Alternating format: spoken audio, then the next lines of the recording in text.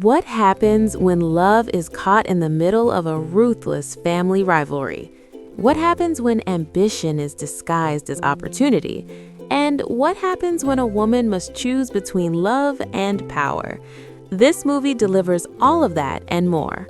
From the very first scene, we're thrown into a heated battle between two brothers fighting not just for a company, but for validation, identity, and their father's approval. The Battle of the Brothers. The patriarch sets the tone early. Whoever performs better this quarter becomes general manager. Simple? No. Fair? Maybe. Manipulative? Absolutely. We quickly see that this isn't just about business. It's about ego, legitimacy, and emotional wounds that never healed.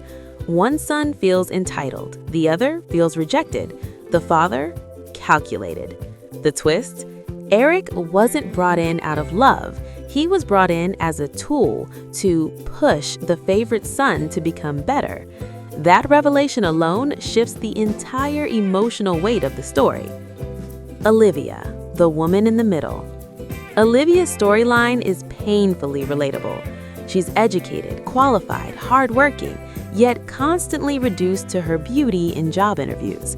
That scene where the interviewer implies she should undress for a job?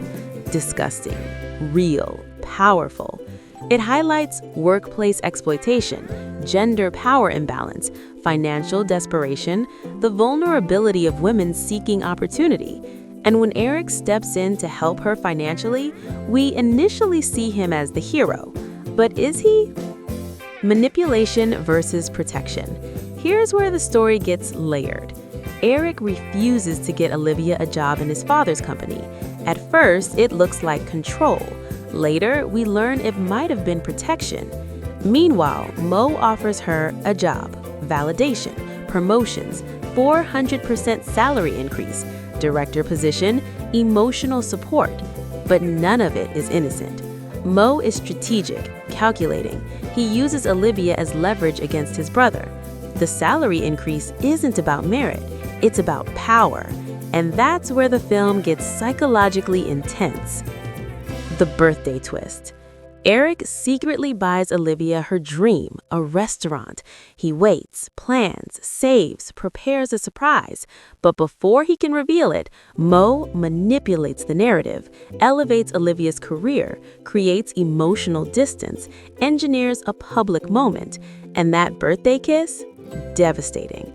Not because of romance, but because of the timing. It breaks Eric completely. Themes the movie explores.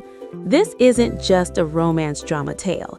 It dives into sibling rivalry, illegitimacy and identity, parental emotional neglect, workplace manipulation, female independence versus dependency, power disguised as opportunity, pride destroying communication, ego versus vulnerability.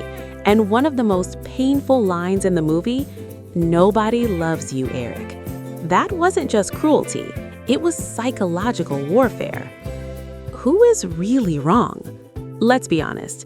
Eric, generous, caring, protective, but controlling, secretive, emotionally reactive. Olivia, ambitious, tired of dependency, wants independence, but makes decisions out of pride, refuses to listen, assumes manipulation before proof.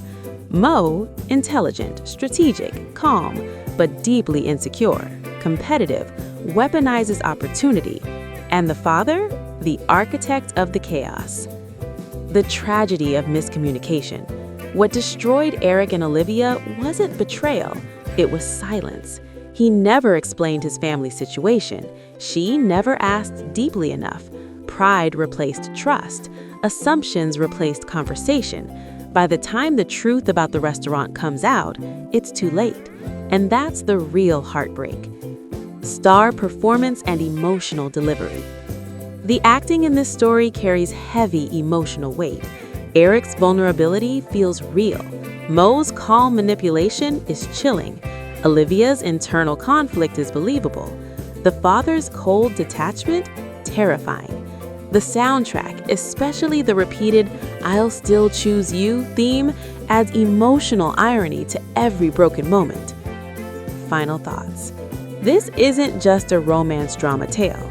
It's about how power can corrupt love, how pride can destroy relationships, how silence can ruin destiny, and how sometimes the person trying to protect you looks like the villain. But here's the big question for you. If you were Olivia, would you choose love or choose power? If you were Eric, would you have revealed the restaurant earlier? And if you were Mo, was this revenge or strategy? If you enjoyed this review, please like, comment your thoughts, share with someone who loves intense romantic drama, and subscribe to Flicks and Feels for more emotional